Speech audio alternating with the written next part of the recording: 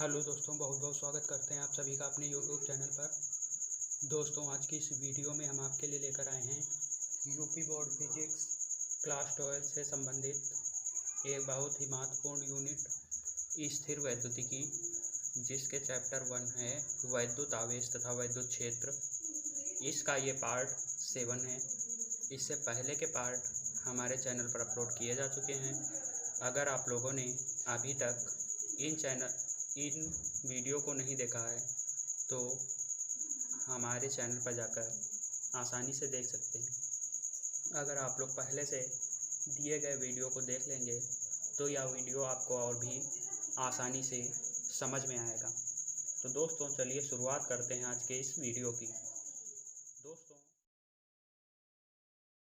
पिछले वीडियो में हमने वैद्युत द्विध्रुव की अक्षीय स्थिति में वैद्युत क्षेत्र की तीव्रता का व्यंजक स्थापित किया था। उम्मीद करता हूँ आपको वो वीडियो पसंद आई होगी। तो दोस्तों, आज के इस वीडियो में हम वैद्युत द्विध्रुव की निरक्षीय स्थिति में वैद्युत क्षेत्र की तीव्रता को देखेंगे। तो दोस्तों, आज का जो हमारा टॉपिक है वो है वैद्युत द्विध्रुव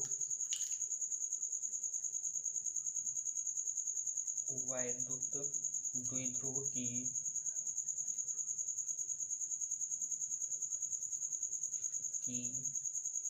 निरक्षीय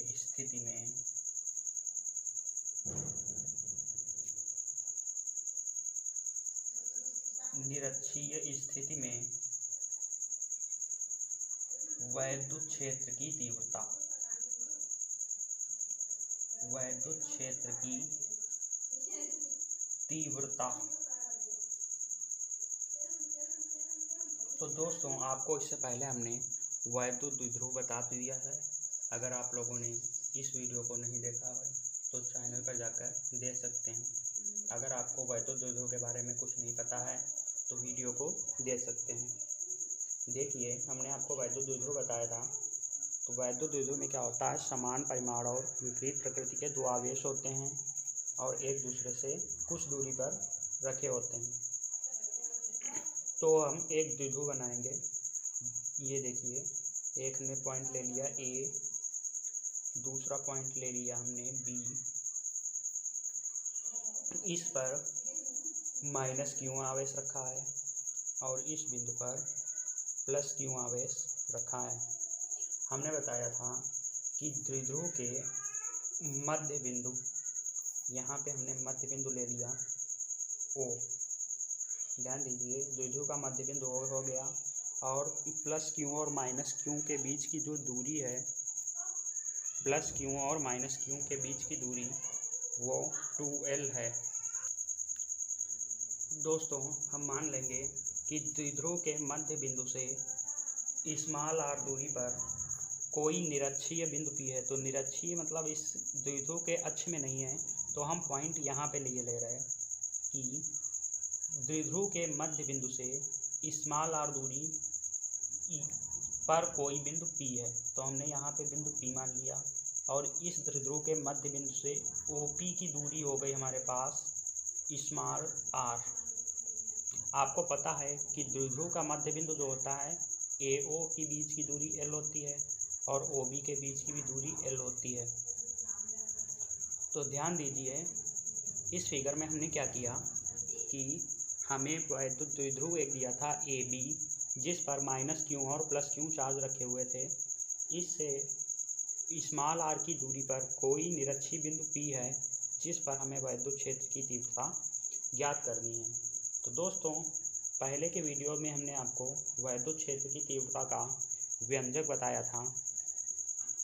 तो व्यंजक में क्या होता है, E = 1/4πε0 q/r²। तो ध्यान दीजिए, 1/4πε0 q/r² जब लगाएंगे तो r क्या होता है, वो आवेश से बिंदु की दूरी होती है। तो ध्यान दीजिए दोस्तों, इस वाले फिगर में हमें अगर इस आवेश से इसकी दूरी निकालनी हो तो हम क्या करेंगे, हमें AP की दूरी चाहिए। मतलब अगर वैद्युत क्षेत्र की तीव्रता का फार्मूला लगाएंगे तो हमें AP चाहिए और BP चाहिए। ध्यान दीजिए AP और BP चाहिए, तो हम क्या करेंगे, AP और BP को निकालेंगे। अब आप ध्यान दीजिए कि जो हमारा त्रिभुज AOP है, AOP जो है वो एंगल 90 का बन रहा है। तो 90 का एंगल बन रहा है, तो हम क्या कर सकते हैं, AOP में हम पाइथागोरस प्रमेय लगा सकते हैं। तो दोस्तों ध्यान दीजिए, पाइथागोरस प्रमेय लगाने से हमें, अगर ये हम कोण थीटा मान लें, ये वाला कोण थीटा मान लें, तो ये लंब हो जाएगा और AO भुजा जो होगी वो आधार हो जाएगी, और इस प्रकार हमें AP प्राप्त हो जाएगा। AP मतलब -q आवेश से बिंदु तक की दूरी, जिस बिंदु पर हमें वैद्युत क्षेत्र की तीव्रता ज्ञात करनी है। तो ध्यान दीजिए, हम यहाँ पर पाइथागोरस प्रमेय का प्रयोग करेंगे। तो पाइथागोरस प्रमेय से क्या कर सकते हैं, हम ऐसा क्यों कर रहे हैं, क्योंकि वैद्युत क्षेत्र की तीव्रता निकालने के लिए दूरी की आवश्यकता पड़ेगी, इसलिए ऐसा हम कर रहे हैं। तो पाइथागोरस प्रमेय से क्या कर सकते हैं, हम जब AP निकालेंगे तो AP जो आएगी वो हम लगाते हैं, पाइथागोरस प्रमेय आपने सुनी होगी कि कर्ण का स्क्वायर बराबर लंब का स्क्वायर प्लस आधार का स्क्वायर होता है। तो जब यहाँ से हम कर्ण निकालेंगे तो कर्ण जो होगी अंडर रूट में आएगी R स्क्वायर प्लस L का स्क्वायर। ध्यान दीजिए, पाइथागोरस प्रमेय आप लोग पहले पढ़ चुके होंगे। यहाँ से हम AP निकालेंगे तो R square plus L square आएगी। तो इसी प्रकार R square plus L square हमें दूरी पता हो गई। दूरी पता हो गई तो हम वैद्युत क्षेत्र की तीव्रता को आसानी से लगा सकते हैं। तो जिस प्रकार AP आई है उसी प्रकार BP भी आएगी, और वो भी R square plus L square under root में आएगी। ये बातें आपको समझ में आ रही होंगी। अच्छा, अब ये बताइए कि हमने आपको दिशाएं बताई थी वैद्युत क्षेत्र की तीव्रता, जो होती है ऋणावेश से धनावेश की ओर होती है और त्रिध्रुव अक्ष के अनुदिश। तो ध्यान दीजिए, इधर हमने -q आवेश के कारण जो वैद्युत क्षेत्र की तीव्रता होगी वो PA के अनुदिश होगी। ये बातें हमने आपको पहले बता दी हैं।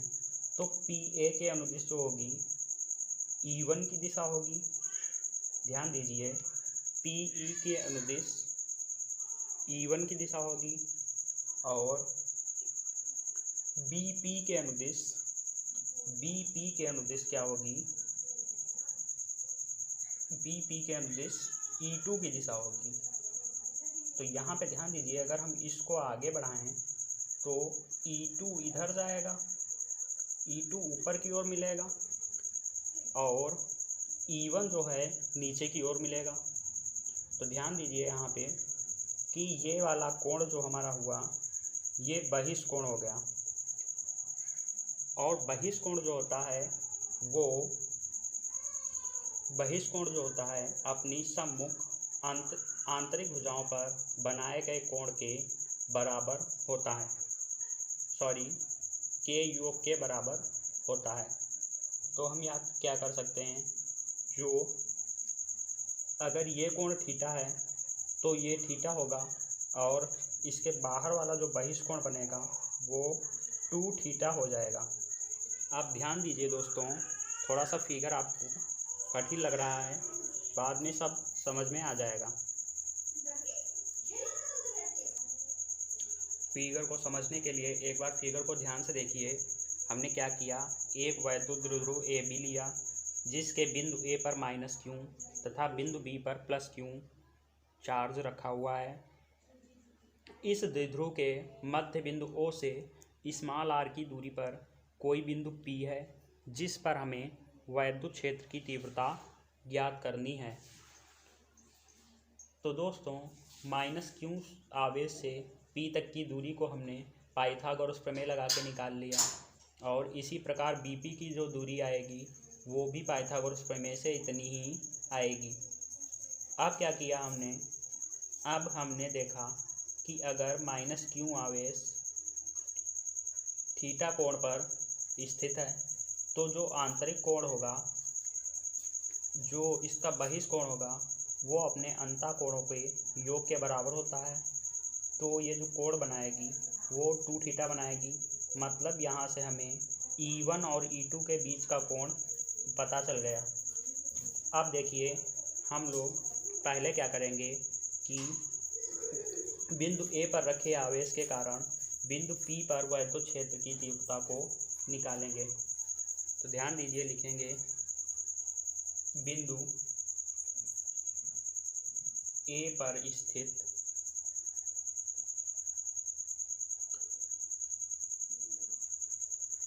आवेश के कारण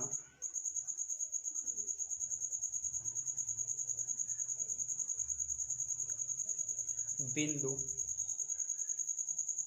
P पर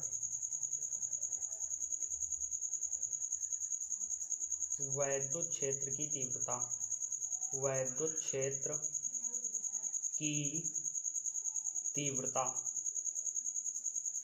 ध्यान दीजिए, वैद्युत क्षेत्र की तीव्रता निकालने के लिए हम फार्मूला जो पहले डेराइव कर चुके हैं पिछले पार्ट्स में उसका उपयोग करेंगे। तो माइनस क्यू के कारण हम मान लेंगे E1 है। E1 जो होगा फार्मूला लगाएंगे 1/4 पाई एप्सिलॉन नॉट के Q/r²। तो यहाँ पे हमारा जो आवेश है वो तो Q ही है, लेकिन जो दूरी लेंगे हम वो r² + l² अंडर रूट में लेंगे। तो ध्यान दीजिए, इस E1 जो लिखेंगे वो लिखेंगे 1/4 पाई एप्सिलॉन नॉट के दूरी जो है हमारे पास वो है r² + l²। इसको हम पॉइंट फर्स्ट बना लेंगे। अब ध्यान दीजिए, अब हम क्या करेंगे, हम बिंदु B पर रखे आवेश के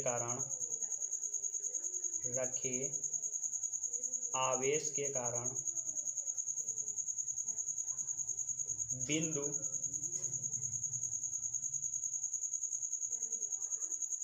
P पर वैद्युत क्षेत्र की तीव्रता निकालेंगे। वैद्युत क्षेत्र की तीव्रता, इसको हम E2 मान लेंगे। E2 लिखेंगे 1/4 पाई एप्सिलॉन नॉट के Q/r, दूरी जो है हमारी सेम ही रहेगी, r² + l²। इसको 0.2 बना लेंगे। इसकी जो E1 की दिशा होगी वो होगी PA के अनुदिश,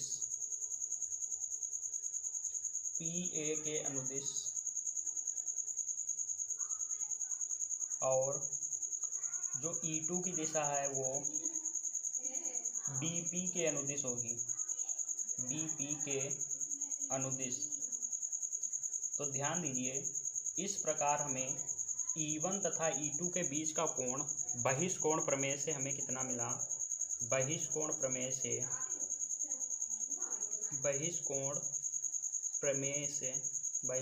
आप लोग जानते होंगे।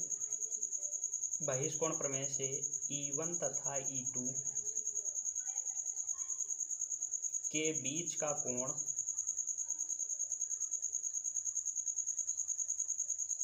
बीच का कोण 2 थीटा है, 2 थीटा है। इसलिए हम अब यहाँ से E1 और E2 का परिणामी जो है E मान लेंगे, परिणामी E। तो ध्यान दीजिए, आप लोगों ने फर्स्ट ईयर में पढ़ा होगा, सदिश विश्लेषण का एक चैप्टर है जिसमें आपको सदिशों की परिणामी का व्यंजक बताया होगा।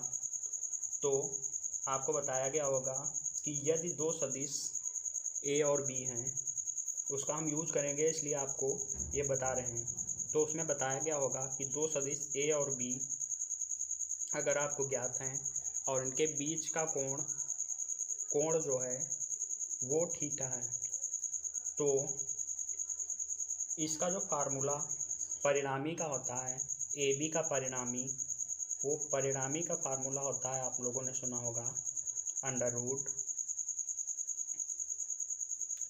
ए square plus B square plus 2ab cos theta. ये आप लोगों ने फर्स्ट ईयर में पढ़ा होगा। तो दो सदिश हमें देखिए यहाँ पे E1 और E2 प्राप्त हो गए, जिनके बीच का कोण थीटा है, और हमें इनका परिणामी चाहिए, क्योंकि दोनों ही आवेश के कारण बिंदु P पर हम वैद्युत क्षेत्र की तीव्रता निकालेंगे, इसलिए हमें परिणामी चाहिए। तो दो सदिश हमें पता है E1 E2, और इनके बीच का कोण भी पता है, तो हम इनका परिणामी निकाल सकते हैं इस वाले फार्मूले का यूज करके। तो आइए देखते हैं कैसे इनका परिणामी निकलेगा। तो दोस्तों यहाँ से हम परिणामी तीव्रता का फार्मूला लगाएंगे।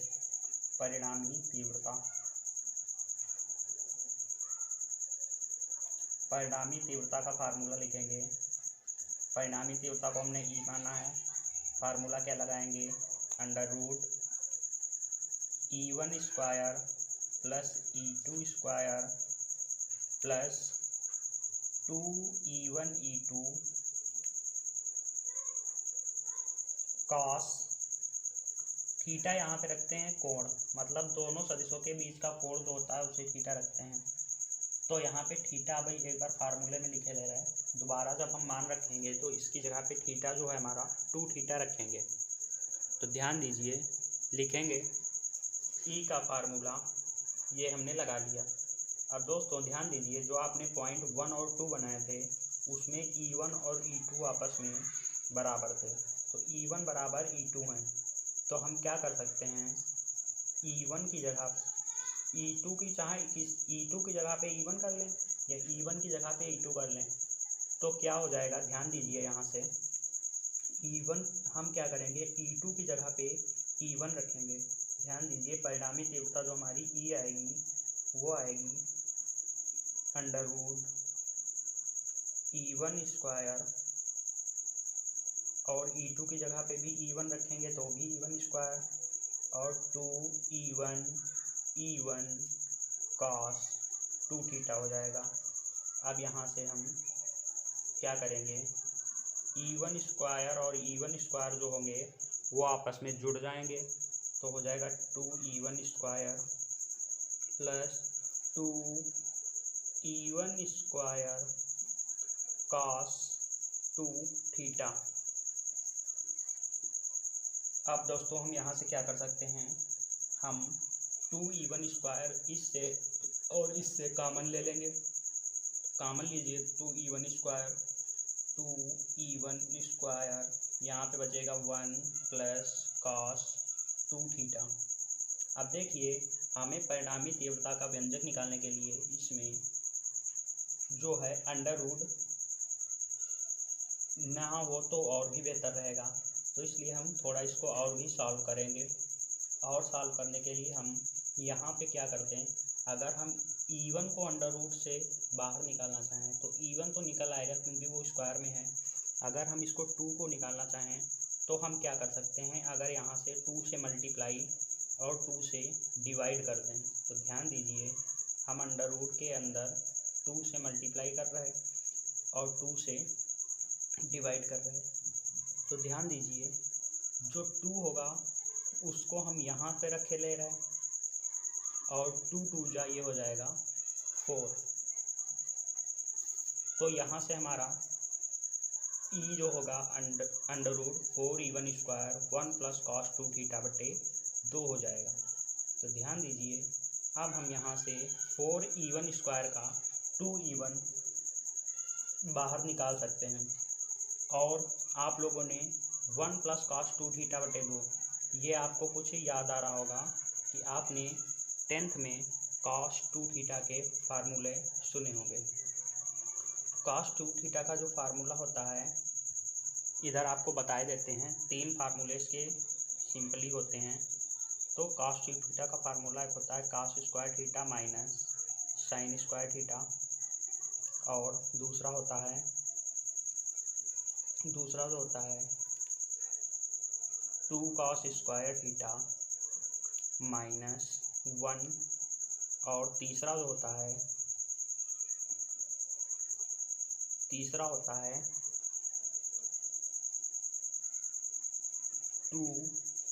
1 माइनस 2 साइन स्क्वायर थीटा। तो दोस्तों इस वाले फार्मूले का यहाँ पे हम यूज करेंगे।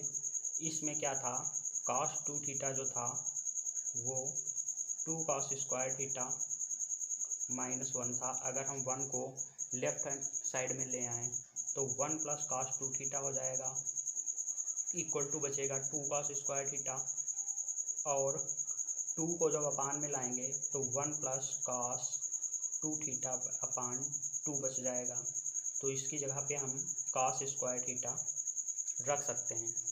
तो ध्यान दीजिए, ये इसमें आपको हमने समझा दिया है कि 1 प्लस cos 2 थीटा की जगह पे हम क्या रखेंगे, cos square theta.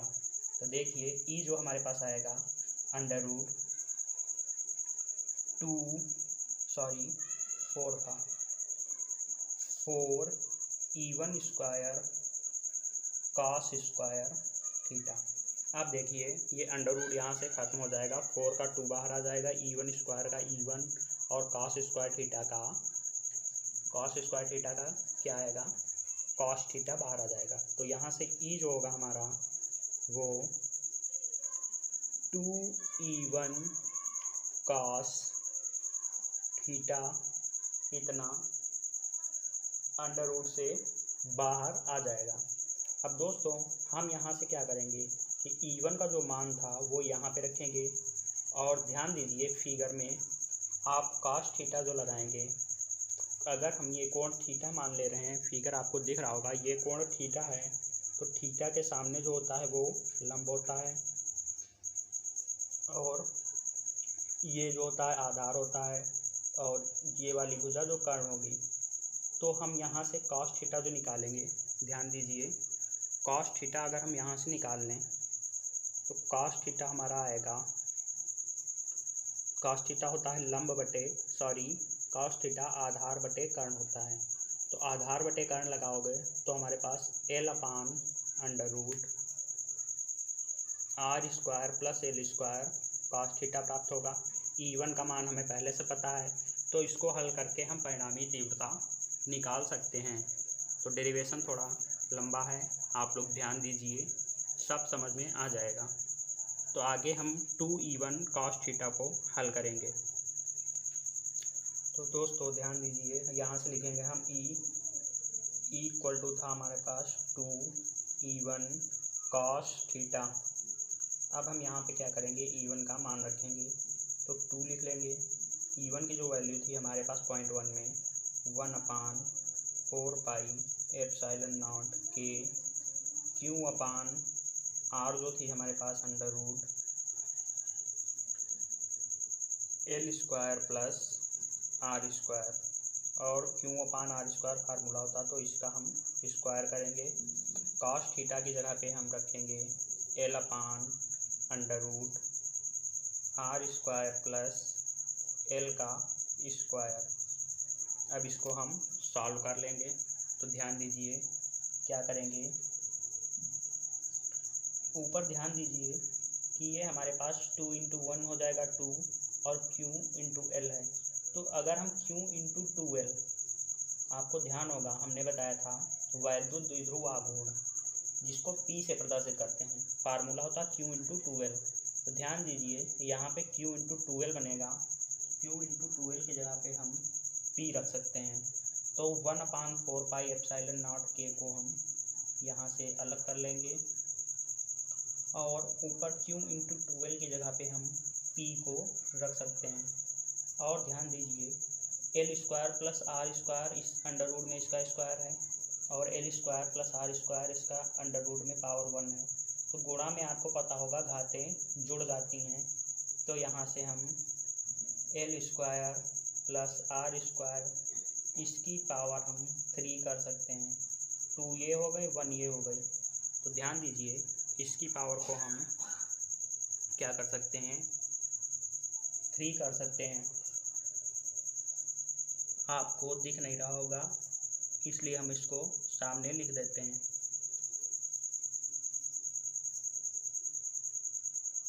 Equal to हम यहाँ से लिखेंगे 1/4 पाई एप्सिलॉन नॉट के, 4 पाई एप्सिलॉन नॉट के, क्यू इंटू 12 ऊपर हो जाएगा पी अपान में इसकी पावर 3, ये जो under root L square plus R square है इसकी पावर 3 हो जाएगी। अब दोस्तों ध्यान दीजिए, जब यहाँ से अंडर रूट हटाएंगे तो आपको पता होगा अंडर रूट हटाने से पावर जो होती है वो हाफ हो जाती है। तो ध्यान दीजिए, ई जो यहाँ से हम लिख सकते हैं 1/4 पाई एप्सिलॉन नॉट के पी अपान में L square plus R square की पावर जो होगी 1/2 जो पावर आएगी तो 3/2 हो जाएगी। ये बातें आपको ध्यान देनी है।